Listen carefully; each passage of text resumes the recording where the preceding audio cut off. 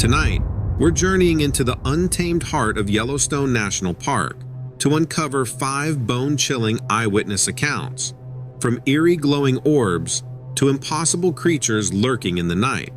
Buckle up, because these first-hand stories will make you question everything you thought you knew about America's most iconic wilderness. I was in Yellowstone last winter, specifically late February 2023, because I'd always heard that the park is a completely different world when there's snow on the ground. You've got the bison trudging through the steaming geyser basins, and the whole place feels like you're on another planet. It's a pain to get around. You either drive with special clearance or book a snow coach. But I snagged a seat on a snow coach from West Yellowstone. The driver was this older guy who kept telling us stories about rogue geothermal vents and how entire sections of road collapse overnight, which made me a bit jumpy right off the bat. He kind of reminded me of my uncle who used to spin yarns about UFO sightings in the Midwest, so I half listened and half laughed it off. But something in his tone was serious, like he'd seen more than just collapsing roads in his time. Anyway, I stayed at the Old Faithful Snow Lodge for a few days. That's not unusual for wintertime visitors, but what was unusual was what I started seeing after sunset each evening. The first night, I was just wandering around after dark, trying to get a decent photo of Old Faithful erupting under the stars. I remember it was around 8:30 p.m. because I glanced at my phone to check the next eruption prediction. Everything was so still, the kind of stillness you only find in the dead of winter. Then I noticed something off toward the west side of the Upper Geyser Basin. It was like a faint flicker of light moving through the trees. At first, I assumed it was just the beam from someone's flashlight bouncing around. But the light wasn't white. It was more of a soft orange glow, almost like an ember floating 3 or 4 feet off the ground. I watched it for a good minute, trying to figure out if it was a reflection or maybe a park ranger with a strange lantern. The moment I tried to walk closer, it zipped away at an impossible speed. There was no discernible shape or figure, just this glowing orange orb. The strangest part was how my phone seemed to glitch, like the time kept flickering. Normally, I'm not a tech geek, but I've never seen my phone's clock skip around like that. The next morning, I went about my day as normal. I did some cross-country skiing around the Biscuit Basin Trail, which is just a couple miles from Old Faithful. I didn't see anything unusual, but for some reason, my guide was chatty about weird legends in the area.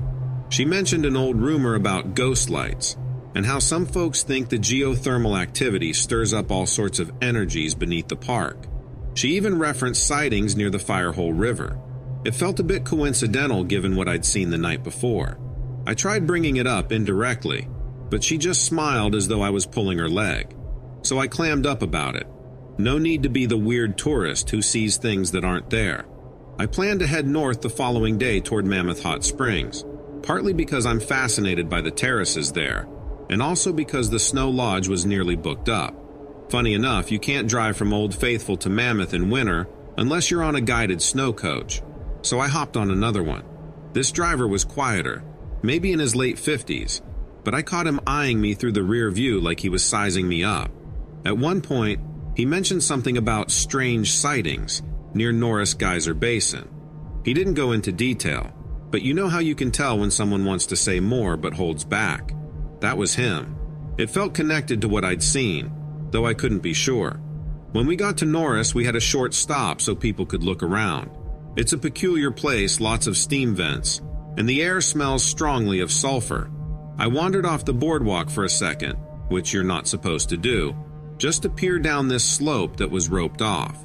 While I was standing there, I got this overwhelming sense that I was being watched. It wasn't like a normal, "oh, there's a person behind me" feeling. It was deeper, like something was studying me. The hairs on my neck stood up, so I spun around and scanned the area. No one was there. Maybe it was just paranoia, but it left me uneasy. I actually felt a bit nauseous after that, and had to swallow down the urge to be sick. That evening, I checked into the Mammoth Hot Springs Hotel. By this point, my initial excitement about winter in Yellowstone had turned into this nagging tension I couldn't shake. My second night there, I had trouble sleeping and ended up walking around the hotel lobby around 1 a.m. That's where I ran into a park ranger He was off duty but still wearing a jacket with the badge. We exchanged small talk, and he casually dropped that staff sometimes reported things in the geothermal areas at night, light anomalies, unexplained voices, all that good stuff. He even implied that some folks speculate these lights might be connected to an underground labyrinth of vents and caverns that not even scientists fully understand. He never mentioned spirits or entities, but the insinuation was there. And here's a tangent I can't get out of my head. Last year, I read about Yellowstone's supervolcano. Everyone does, but I really fell down the rabbit hole. People theorize all sorts of stuff about cosmic energies, and even government experiments tied to monitoring the caldera. Honestly, I used to laugh at that because it sounds too conspiracy-driven.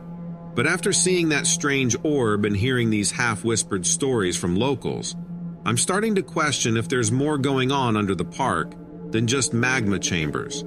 Could it be that geothermal hotspots are thinning the veil between dimensions? Or maybe there's a natural explanation that we just don't have a name for yet. The day before I left, I decided to check out the Lamar Valley, famous for wolf watching. The roads up there had just reopened after some heavy snowfall. I met a woman, tourist like me, who was capturing photos of the wolves on a high-powered lens. And when I asked her if she'd seen anything strange, she froze for a moment. She responded that she'd heard chirping calls at dusk the previous evening that didn't sound like any known animal, wolf or otherwise. She said it made her uneasy enough to pack up and drive back to her lodge before it got fully dark. She wasn't the type to exaggerate. She seemed more analytical, focusing on camera settings and wildlife behavior. The fact that she admitted to being spooked stood out to me. I left the park a couple days later, but I haven't been able to let this go. The orange light, the sense of being watched, the odd stories from park employees, they all add up to something that's not easy to explain with simple logic. And I didn't even mention the weird conversation I overheard at the gift shop in Mammoth, where a couple of older guys were talking about time slips and how hours sometimes go missing on long hikes. I wasn't able to jump into that conversation, but it gave me chills. Donovan, I'm not sure what to think. Part of me worries that if I talk about it too much, people will say I'm nuts. But I also feel a responsibility to share, because if there is something more going on in Yellowstone, whether it's ghost lights, interdimensional energies, or some phenomenon we can't label yet, maybe shedding light on my own experience will encourage others to do the same. I'd be curious if any of your viewers have had similar encounters there.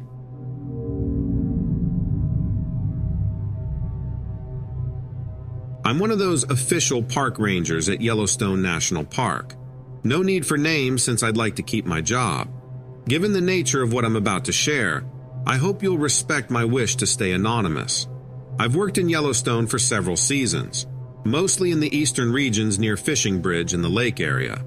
My daily role isn't typically glamorous. Lots of visitor assistance, campsite checks, ensuring no one wanders into sensitive thermal zones. You'd be amazed how often people try. This past summer, I spent a good chunk of time in the backcountry near Pelican Valley, which is off-limits to hikers after certain hours because of high bear activity. The place is teeming with wildlife, especially bison and grizzlies. Pelican Valley is known as a remote area, one of those corners of the park where you can go a full day without seeing another human. That's why it's my favorite spot, or at least it used to be.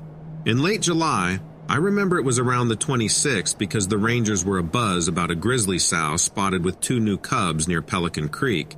I was out there on routine patrol. I had a partner with me. We joked earlier about how the mosquitoes were the size of small drones this season. Anyway, we just finished checking a few research camera traps set up by a wildlife biology team. These cameras are for studying elk and bison migration patterns, but sometimes they capture footage of black bears, coyotes, and even wolves passing through. We were about to head back to the truck, which was parked near a game trail by the river. The sun was dipping low behind the lodgepole pines, painting everything in that golden glow you only get at dusk. I heard something moving through the brush on the opposite bank of the river, heavy, deliberate footsteps. My partner whispered that it might be a grizzly, so we stayed quiet. We're used to hearing animals out here, but something about those footsteps made us freeze. They weren't quite like a four-legged gait. They had this odd rhythm, almost like a person trudging through thick brush. Then, a shape emerged from behind a cluster of willows. It stood upright, easily over 7 feet tall, maybe even pushing 8. At first, my brain tried to register it as a bear standing on its hind legs, but it moved too smoothly, with these long strides that reminded me more of a big, powerful man. I could see the outline of broad shoulders, and the arms extended far down the sides. We just stood there in stunned silence, maybe 70 yards away, separated by a shallow part of the river. The creature turned slightly, and I swear it glanced in our direction. Even from that distance, the face seemed more ape-like than human. Its fur looked dark, probably black or dark brown, though the light was dimming, so it was hard to be certain. Everything in me wanted to call out, to see if this was some insane trick of the eyes, but I stayed silent. My partner grabbed my arm, as if to ground me from doing anything stupid. The figure continued along the bank, stepping in and out of the water, then vanished into the tree line with shocking agility. We both stood there for a moment, not sure if we should go after it, call it in, or just chalk it up to a bizarre fluke. You'd be surprised how the mind races in those situations. After maybe 30 seconds, we decided to see if we could find tracks. We crossed to the spot we'd seen it, which took us a few minutes as the water was fairly high. At the bank, we found 3 distinct impressions in the mud. Each was massive, wider and longer than any human foot. The stride indicated something that would have to be far taller than an average person. No claw marks like a grizzly or black bear would leave, just these huge footprints. That's where it got weird. My partner wanted to radio this in, but we both knew what that might lead to. Official scrutiny. Park administrators labeling it a misidentified bear. A formal statement read to keep the park's reputation squeaky clean. The NPS has protocols for close encounters with wildlife, but nothing covers a massive bipedal figure that you can't logically categorize. We ended up photographing the prints with a work-issued camera. Then, as we were about to take measurements, the hair on my neck prickled. I felt like we were being watched again. My partner must have felt the same because he muttered that we should get out of there. We left in a hurry. Later that night, I couldn't sleep. I was turning this over and over in my mind. We see odd stuff occasionally. Bears with unusual coloration, moose wandering in areas they're rarely seen, even wolverines. But this felt different. My imagination started dredging up stories I'd heard from old-timers about wild men living in the backwoods. I always dismissed it as frontier folklore, but now I'm not so sure. This was far too real. A few days later, I discreetly shared what happened with an older ranger who's been around the park for decades. He gave me this long look and said he'd heard similar stories from others over the years. Short glimpses of tall, hairy creatures that vanish before you can get a decent look. He cautioned me that if I ever officially reported it as anything other than a bear, I'd be laughed at, or worse, told to keep quiet. Then he mentioned rumors about the Park Service having a keep it under wraps attitude.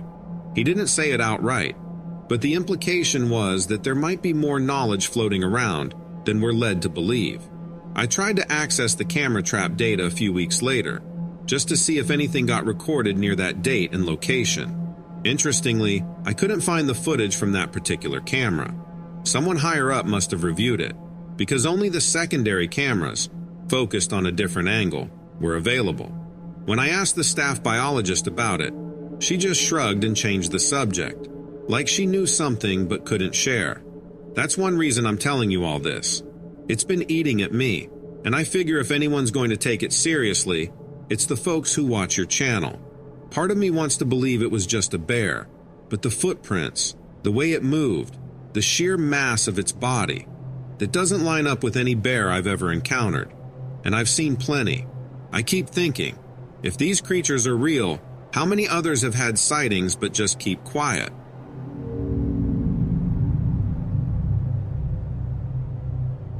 I'm a park ranger at Yellowstone National Park, and have been for several years, though I'd like to keep my identity hidden to avoid any hassle from management.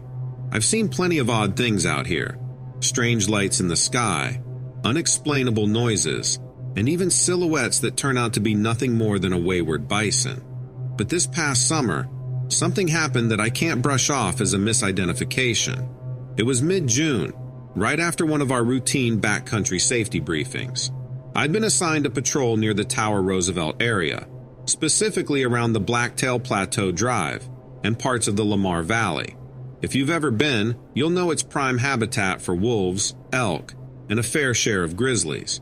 The day started normally, checking on a few campsites, reminding visitors to secure their food in bear boxes, the usual drill. By the afternoon, the typical Yellowstone thunderstorm rolled in. Dark clouds, scattered lightning, that sort of thing.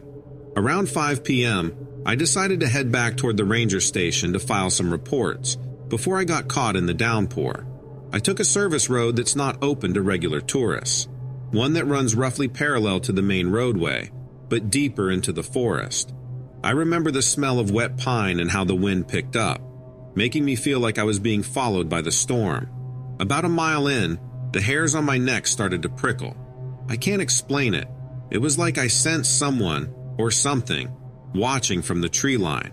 As a ranger, I've learned to trust my instincts, so I slowed the vehicle down and scanned the area. For a moment, I thought I saw a large, dark silhouette dart between the trees. It moved so quickly I couldn't tell if it was on 4 legs or 2. I pulled over, thinking it could be an injured animal needing help. Thunder was rumbling overhead, so I grabbed my flashlight, even though there was still enough daylight left. I stepped onto the muddy embankment, scanning the forest. That's when I noticed something crouched behind a cluster of lodgepole pines about 50 yards away. Its shape was wrong, bigger than a wolf, but not quite shaped like a bear. As I moved closer, I realized this thing was standing on 2 legs.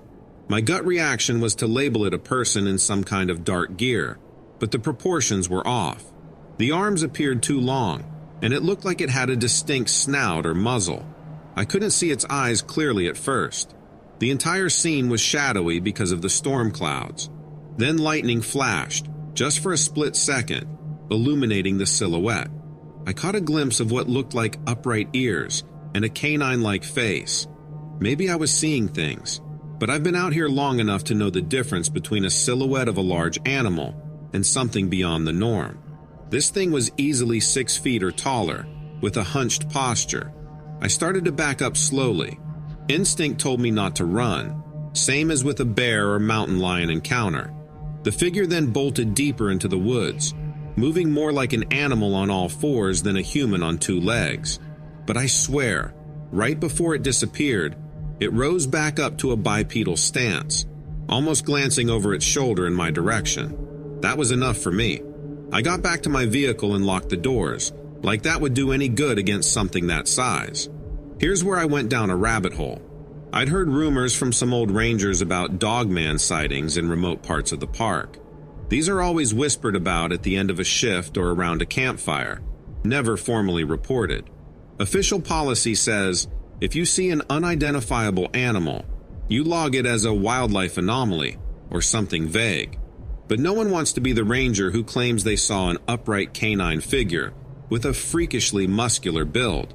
After I calmed down a bit, I considered the possibility that maybe it was just a bear with a weird gait or a wolf with mange. But I can't reconcile the shape of that face, those pointed ears, or the fact that it distinctly stood on 2 legs for a moment. Wolves don't do that.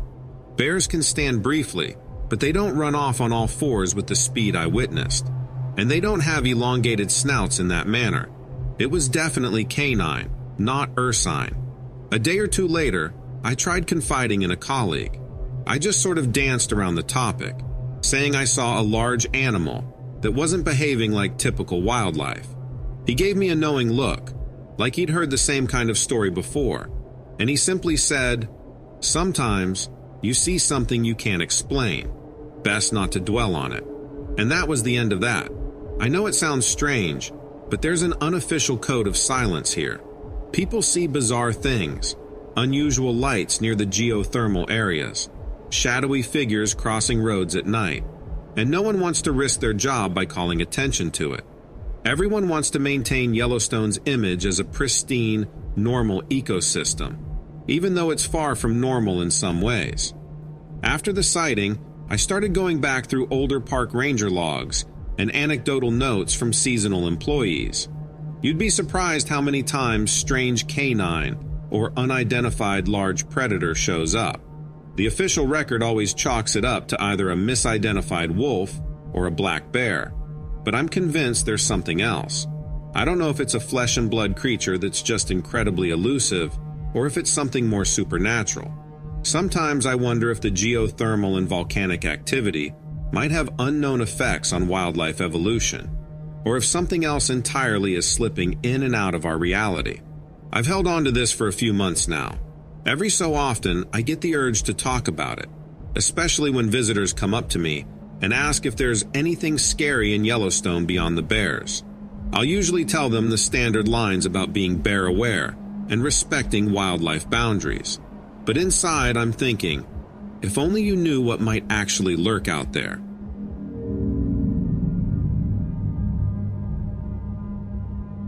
I'm a maintenance worker here in Yellowstone, mostly stationed near the Mammoth Hot Springs area. I've been on the job for nearly 7 years now, handling everything from routine plumbing repairs in the hotels to patching up old trail signs that get hammered by winter storms. I've seen moose walking through parking lots and bison jam up entire roads. But what I experienced a few weeks ago still makes me uneasy. So, the evening started like any other. I was clearing out equipment from our small workshop behind the Mammoth Hot Springs Hotel. This workshop sits next to some employee housing, kind of tucked away where tourists don't usually wander. It was maybe 9:30 p.m., later than I like to be out there. But I had to wrap up some repairs on a busted water heater part before shipping it off for replacement. The air was chilly, and I remember hearing the distinctive hiss of steam from the nearby thermal features. That's normal in Mammoth. Sometimes the smell of sulfur drifts over, and you just get used to it. Anyway, I went back inside to grab a wrench I'd forgotten and stepped out again, only to hear what sounded like gravel shifting right at the corner of the building. My first thought was maybe a fox or a coyote rummaging around the dumpster. Happens a lot. But the sound was heavier, almost like a person's footstep. We do get the occasional trespasser or curious tourist who strays off trail, so I called out softly, "Hey, this is a restricted area," though I didn't expect a reply. No one answered, so I walked over to see what was going on. When I reached the corner, my phone flashlight illuminated a large figure crouched near the building's foundation. At first, I thought it might be a big black bear. We get them all the time, especially around dumpsters. But the shape was oddly elongated, and its skin, or maybe fur, had a glossy dark gray sheen, not the usual brown or black you see on a bear. The figure shot upright faster than I could process. The best I can describe is that it looked vaguely humanoid, tall, well over 6 feet, with limbs just a bit too long to be a regular person. It had a strange stooped posture, like it was hunching to appear smaller. For a second, the reflection of my flashlight caught a glint in its eyes, or eye area. Then, it just bolted into the darkness behind the workshop, at a speed I'd call unnatural. My adrenaline spiked so hard, I just about dropped my phone. Normally, if I ever spook a bear, it scampers off on all fours, and I can at least hear it rustling in the brush or panting. This thing seemed to glide away, almost too quietly for something that bulky. After a few seconds, I realized I had to let someone know, either another staff member or a ranger on night patrol. But I just stood there, heart pounding, trying to wrap my head around what I'd seen. A coworker in housekeeping, who's been here longer than me, later hinted that he'd heard rumors of strange figures near thermal spots at night. He said that a while back, some guests reported seeing a tall, shadowy being moving swiftly behind the Mammoth Hot Springs terraces. The official story is always that it's a misidentified bear, or someone wearing dark clothing. And sure, 99% of the time that's correct. But I can't shake the memory of that smooth, almost reflective skin. I've never seen a bear or any known wildlife with that texture. The same coworker mentioned how some employees in the canyon area have reported odd encounters too, like hearing strange clicking noises late at night, or glimpsing fleeting shadows that dash behind trees. No one wants to file an official report because we'd be seen as paranoid or spouting nonsense. The park management likes to keep a lid on anything that deviates from the standard wildlife sightings narrative. They tend to mark these stories as unconfirmed. Since I do a lot of after-hours maintenance, especially during peak season, I hear bits of gossip. I recall one late-night chat with a plumber who swore he saw glowing orbs near the Norris Geyser Basin a couple of summers ago. People laughed it off, but he looked dead serious. Another friend of mine, an electrician, had to fix some lighting around Old Faithful Inn last winter. He told me he caught a glimpse of a pale, lanky figure peering from an upstairs window in the closed-off section of the building. He was the only one on duty, so go figure. I'm not saying these things are connected, but the common thread is that we all spot them late at night, often near geothermal areas or quiet corners of the park where tourist foot traffic is minimal. The environment here is already surreal: steaming ground, unpredictable geysers, a supervolcano beneath our feet. It makes me wonder if there's more to Yellowstone's wilderness than we officially acknowledge. Are these creatures just well-adapted animals that science hasn't documented yet, or is there something else going on? I'm still unsettled by what happened. Now, every time I lock up in the evening, I catch myself peering around corners, half expecting to see that shape again. I haven't talked to many people about it, aside from the coworker who hinted at other strange reports. But it's been eating at me, and I knew you'd be open to hearing it. If you or your viewers have heard similar stories, I'd love to know I'm not crazy here.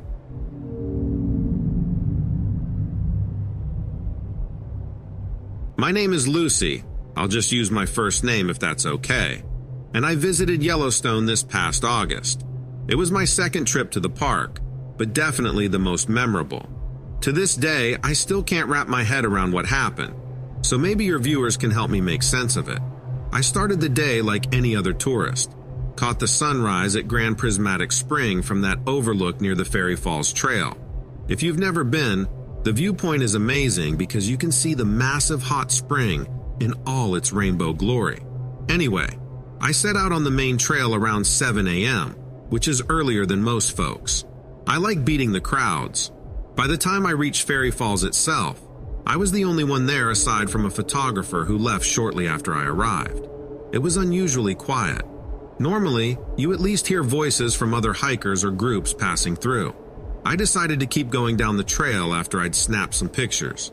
The forest felt thicker than I remembered. Maybe it was my imagination, but the pine trees seemed to close in on me more than usual. About 20 minutes further in, the strangest sense of disorientation hit me. I heard this low humming sound, like an electric buzz, but softer, almost like white noise you might hear in a quiet office building, except we're in the wilderness. I thought maybe it was a distant generator or something related to geothermal vents, but it sounded too continuous. That's when I noticed something off with my phone. The camera app wouldn't open, and the clock froze at 8:42 a.m. I tried restarting it, but the screen just flashed white, then went blank. I'm not a big tech person, but I've never had it just glitch out like that for no reason. I thought maybe it was a dead battery, but I'd charged it fully before leaving, so I tucked it away, figuring I'd troubleshoot later. The humming sound got louder the deeper I went. I remember feeling a bit lightheaded too, like I wasn't getting enough oxygen, which was bizarre because I've hiked at higher altitudes without issue. When I glanced up through a break in the tree canopy, I saw a bright, silvery light hovering in the sky. It wasn't shaped like a typical airplane or even a helicopter, more like a reflective oval that caught the morning sun. I stood there watching it for a few seconds, trying to discern if it was some weird weather balloon or maybe a drone. But it was perfectly still, which made my stomach knot up because things that hover in place so steadily usually have some sort of audible rotor sound, right? Suddenly, it moved horizontally, fast, faster than anything I've ever seen in the sky. Then, just as quickly, it stopped again, almost like it was teleporting from one spot to another. My first instinct was to record it, but my phone was still on the fritz. I started rummaging for my point-and-shoot camera. I'm old-fashioned and sometimes carry one, But by the time I got the lens cap off, the object vanished behind the tree line. The humming noise stopped dead, like someone flipped a switch. That's the part that still gives me chills. The abruptness of it. No fade out, no Doppler effect. Just silence. The entire forest was so quiet that I could hear my own breathing, which had turned shallow and panicky. I stood around for a few minutes, half expecting the light to come back, or my phone to magically start working again. Nothing. I decided to head back toward the parking lot, because the whole situation made me uneasy. I checked my watch, and here's where things get stranger. The watch read 10:11 a.m. I know for a fact I hadn't been on the trail for that long. I left at around 7 o'clock, and by my best estimate, the incident with the humming sound happened around 8:45 or so. Even with the extra hiking, I couldn't have possibly jumped to 10:11 that quickly. A part of me wondered if I'd just lost track of time staring at that hovering light, but it didn't feel like I'd zoned out for that long. I kept moving, trying to keep my nerves in check. Eventually, I ran into another pair of hikers, a couple around my age, heading in the opposite direction. They seemed startled to see me. They asked if I was okay because I looked spooked. I said I was fine, just that I'd seen something weird in the sky. They gave me these polite smiles like, "Sure you did," and we parted ways. I almost told them about the lost time, but I worried about sounding too paranoid or kooky. When I finally made it back to my car, the phone suddenly booted up. The lock screen showed the correct time, 11:05 a.m. It also displayed a missed call from a friend at 9:15 a.m., right in the middle of when my phone was supposedly dead. How could that be possible if the phone was off or glitched? The missed call log showed up in my history like it had always been there. The rest of the day, I had this nagging headache and felt strangely drained. I tried to put it out of my mind by going to some other sites, like Old Faithful, but the memory of that silver object and the missing chunk of time kept bugging me. That evening, I told a park employee about it in a roundabout way. I asked if there were any known geological effects in that area that might mess with electronics or cause weird hums. He just shrugged and said not that he knew of, though some geothermal spots can cause compass deviations. Nothing like a phone or watch malfunction though, at least not to his knowledge. A random tangent. A friend of mine once said that Yellowstone has some powerful electromagnetic fields because of the supervolcano underneath. She joked that it might be a magnet for UFOs, and at the time I laughed. But now I'm thinking, what if there's something to that? Because the shift from hearing that hum to total silence, coupled with the phone glitch and lost time, feels too coincidental to be normal geologic activity. By the time I left the park a couple days later, I was still shaken. I ended up sharing a toned-down version of the event with my travel buddy, who had been staying at a different campground. He thought maybe it was a small aircraft performing some kind of military exercise or advanced drone technology. But the speed of the movement and the complete lack of sound other than that humming, it just doesn't fit.